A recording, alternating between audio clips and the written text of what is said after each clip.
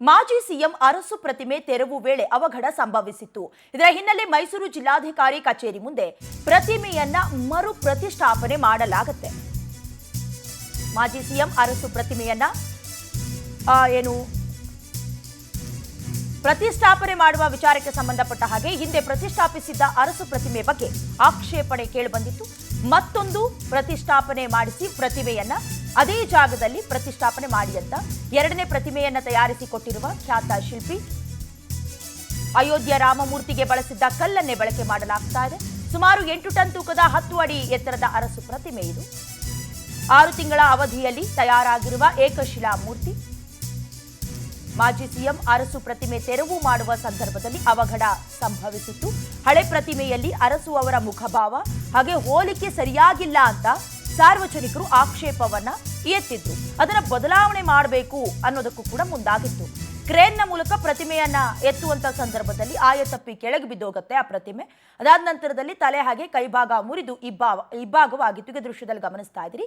ಮತ್ತೆ ಮರು ಪ್ರತಿಷ್ಠಾಪನೆ ಮಾಡೋದಕ್ಕೆ ಮುಂದಾಗಿರುವುದು. ಕ್ರೇನ್ನ ಮೂಲಕ ಪ್ರತಿಮೆಯನ್ನ ಸ್ಥಳಾಂತರಿಸುವಾಗ ತಾಂತ್ರಿಕ ದೋಷ ಉಂಟಾಗಿ ಪ್ರತಿಮೆ ಕೆಳಗೆ ಬಿದ್ದಿತ್ತು. ಈ ದೃಶ್ಯದಲ್ಲಿ ಗಮನಿಸ್ತಾ ಇದ್ದೀರಲ್ಲ. ಹಾಗಾಗಿ ಮತ್ತೊಂದು ಪ್ರತಿಮೆಯನ್ನ ಮಾಡಿಸಿ ಅದೇ ಜಾಗದಲ್ಲಿ ಮರು ಪ್ರತಿಷ್ಠಾಪನೆ ಮಾಡೋದಕ್ಕೆ ಮುಂದಾಗ್ತಾ ಇರೋದು. ಎರಡನೇ ಪ್ರತಿಮೆಯನ್ನ ತಯಾರಿಸಿಕೊಟ್ಟಿರೋದು ಖ್ಯಾತ ಶಿಲ್ಪಿ ಅರುಣ್ ಯೋಗಿರಾಜ್. ನಿಮಗೆ ಗೊತ್ತಿದೆ, ರಾಮಮೂರ್ತಿಯನ್ನ ಕೂಡ ಕೆತ್ತಿದಂತ ಶಿಲ್ಪಿ ಇದನ್ನ ಮಾಡ್ತಿರೋದು. ಅಯೋಧ್ಯೆ ರಾಮಮೂರ್ತಿಗೆ ಬಳಸಿದ್ರಲ್ಲ ಕಲ್ಲು, ಅದೇ ಕಲ್ಲನ್ನ ಅರಸು ಅವರ ಪ್ರತಿಷ್ಠಾಪನೆಗೆ ಅಥವಾ ಪ್ರತಿಮೆಗೆ ಮರುಸ್ಥಾಪನೆ ಮಾಡೋದಕ್ಕೆ ಬಳಕೆ ಮಾಡಿರೋದು ಗೊತ್ತಾಗ್ತಾ ಇದೆ.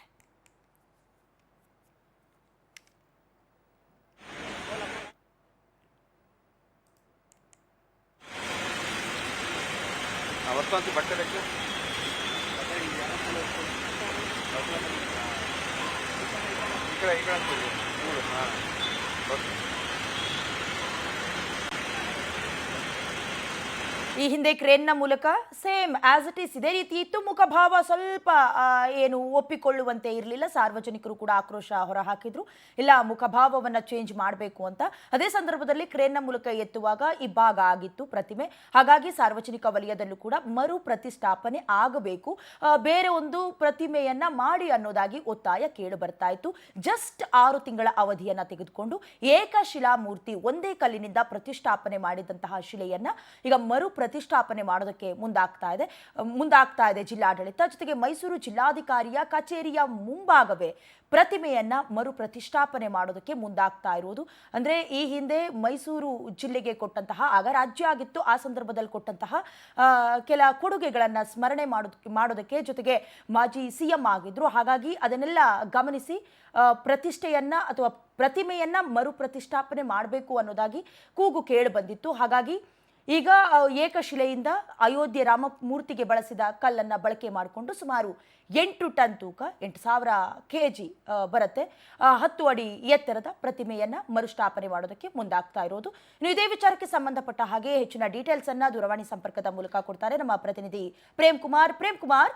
ಜಸ್ಟ್ 6 ತಿಂಗಳ ಅವಧಿಯಲ್ಲಿ ಏಕಶಿಲಾ ಪ್ರತಿಮೆಯನ್ನ ಮಾಡಿರೋದು ಶ್ಲಾಘನೀಯ ವಿಚಾರ. ಯಾವ ದಿನ ಮರು ಪ್ರತಿಷ್ಠಾಪನೆ ಮಾಡಲಾಗುತ್ತೆ? ದಿನಾಂಕ ಏನಾದರೂ ಸಿಕ್ಕಿದೆಯಾ? ಏನಿದೆ ಡೀಟೇಲ್ಸ್? ದಯನ ಕಳೆದ ಕೆಲವು ದಿನಗಳ ಹಿಂದಷ್ಟೇ ಅರಸಿ ದೇವರಾಜ ಅವರ ಪ್ರತಿಮೆಯನ್ನು ನಿರ್ಮಾಣ ಮಾಡಲಾಗಿತ್ತು. ಅದು ಮೈಸೂರಿನ ಜಿಲ್ಲಾ ಕಚೇರಿಯ ಮುಂಭಾಗ ನಡೆದಂತಹ ಒಂದು ಪ್ರತಿಮೆಯಾಗಿತ್ತು. ಆದ್ರೆ ಅವರ ದೇವರಾಜ ಅವರ ಪ್ರತಿಮೆ ಮುಖಚಾರೆ ಹೋಲಿಕೆ ಆಗ್ತಲ್ಲ ಅಂತ ಹೇಳಿ ಕುಟುಂಬಸ್ಥರು ಆರೋಪವನ್ನು ಮಾಡಿದ್ರು. ಈ ಹಿನ್ನೆಲೆಯಲ್ಲಿ ಮುಖ್ಯಮಂತ್ರಿಯಾಗಿದ್ದಂತಹ ಸಿದ್ದರಾಮಯ್ಯನವರು ಅದನ್ನ ಬದಲಾವಣೆ ಮಾಡಬೇಕು ಅಂತ ಹೇಳಿ ಜಿಲ್ಲಾಧಿಕಾರಿಗಳಿಗೆ ಒಂದು ಸೂಚನೆ ನೀಡಿದ್ರು. ಆ ಮೇರೆಗೆ 6 ತಿಂಗಳ ನಂತರವಾಗಿ ಯೋಗಿರಾಜ್ ಅವರು ಮಾಡಿದಂತಹ ಪ್ರತಿಮೆಯನ್ನ ಸುಮಾರು 10 ಅಡಿ ಎತ್ತರವಿರುವಂತಹ ಒಂದು ನೂತನ ಪ್ರತಿಮೆಯನ್ನ ಎರಡನೇ ಬಾರಿಗೆ ಈಗ ಜಿಲ್ಲಾ ಕಚೇರಿಯ ಮುಂಭಾಗ ಒಂದು ನಿಲ್ಲಿಸಿರುವಂತದ್ದು. ಅಂದ್ರೆ ಅವರು 6 ತಿಂಗಳಲ್ಲಿ, ಅಂದ್ರೆ ಮೊದಲು ಮಾಡಿದಂತಹ ಪ್ರತಿಮೆ ಏನಿದೆ ಅದು ಯೋಗಿರಾಜ್ ಅವರ ಸಹೋದರರು ಕೂಡ ಮಾಡಿರ್ತಾರೆ. ಅದರಲ್ಲಿ ಮುಖಚಾರ ಸರಿಯಾಗಿಲ್ಲ ಅಂತ ಹೇಳಿ ಒಂದು ಆರೋಪ ಬಂದ ಹಿನ್ನೆಲೆಯಲ್ಲಿ ಯೋಗಿರಾಜ್ ಅವರು ಈಗ 6 ತಿಂಗಳ ನಂತರವಾಗಿ ಅವರ ಹಳೆಯ ಭಾವಚಿತ್ರಗಳನ್ನ ಮತ್ತೆ ಅವರ ಮುಖಚಹರೆಯನ್ನ ಮತ್ತೆ ಅವರ ಒಂದು ಬಾಡಿ ಮೈಕಟ್ಟು ಯಾವ ರೀತಿ ಇತ್ತು ಅದನ್ನ ಕೂಡ 6 ತಿಂಗಳ ಕಾಲ ಒಂದು ಸರ್ಚ್ ಮಾಡಿ ಮತ್ತೆ ಅದನ್ನ ಕೂಡ ಪರಿಶೀಲನೆ, ಅದನ್ನ ಫೋಟೋಗಳನ್ನ ತೆಗೆದುಕೊಂಡು ಅಲ್ಲಿ ನೋಡ್ಕೊಂಡು ಅದನ್ನ ಯಥಾವತ್ತಾಗಿ ದೇವರಾಜ ಅವರ ರೂಪವನ್ನೇ ತಾಳುವಂತ ರೀತಿಯಲ್ಲಿ ಕೆತ್ತನೆ ಮಾಡಿರುವಂತದ್ದು. ಅದನ್ನ ಕೂಡ ಈಗಾಗಲೇ ಜಿಲ್ಲಾಧಿಕಾರಿಯ ಕಚೇರಿ ಮುಂದೆ ಪ್ರತಿಷ್ಠಾಪನೆ ಮಾಡಿರುವಂತದ್ದು. ಕೆಲವು ದಿನಗಳಲ್ಲಿ ಅದಕ್ಕೆ ಉದ್ಘಾಟನೆ ಭಾಗ್ಯ ಬರಲಿದೆ ಅಂತ ಹೇಳಿ ಒಂದು ಜಿಲ್ಲಾಧಿಕಾರಿಗಳು ಒಂದು ಹೇಳಿಕೆ ನೀಡಿರುವಂತದ್ದು. ಕಳೆದ 6 ತಿಂಗಳಲ್ಲಿ ಒಂದು ದೇವರಾಜ ಅವರ ಪ್ರತಿಮೆ ನಿರ್ಮಾಣ ಮಾಡಿರುವಂತದ್ದು ಮೈಸೂರಿನಲ್ಲಿರುವಂತಹ ಒಂದು ಹಲವಾರು ಜನರಿಗೆ ಸಂತೋಷವನ್ನ ಉಂಟು ಮಾಡಿರುವಂತದ್ದು. ಪ್ರಮುಖವಾಗಿ ಅವರನ್ನ ದೇವರಾಜ ಅರಸು ಅವರ ಒಂದು ಪ್ರತಿಮೆ ಹೋಲಿಕೆ ಆಗ್ತಾ ಇಲ್ಲ ಅಂತ ಹೇಳಿ ಕೆಲವು ದಿನಗಳಿಂದ ಕೂಡ ಪ್ರತಿಭಟನೆ ಆಗಿತ್ತು. ಆ ಪ್ರತಿಭಟನೆಯ ಹಿನ್ನೆಲೆಯಲ್ಲಿ 6 ತಿಂಗಳ ನಂತರವಾಗಿ ಈಗಿದ್ದಂತಹ ಒಂದು ಹಳೆಯ ಒಂದು ಪ್ರತಿಮೆಯನ್ನ ತೆರವುಗೊಳಿಸಿ ಅದನ್ನ ಹೊಸ ಪ್ರತಿಮೆಯನ್ನ ಈಗಾಗಲೇ ಕೂರಿಸಿರುವಂತದ್ದು. ದಯನಾ. ಥ್ಯಾಂಕ್ ಯು ಪ್ರೇಮ್ ಕುಮಾರ್ ನಿಮ್ಮೆಲ್ಲ ಡೀಟೇಲ್ಸ್ಗಾಗಿ.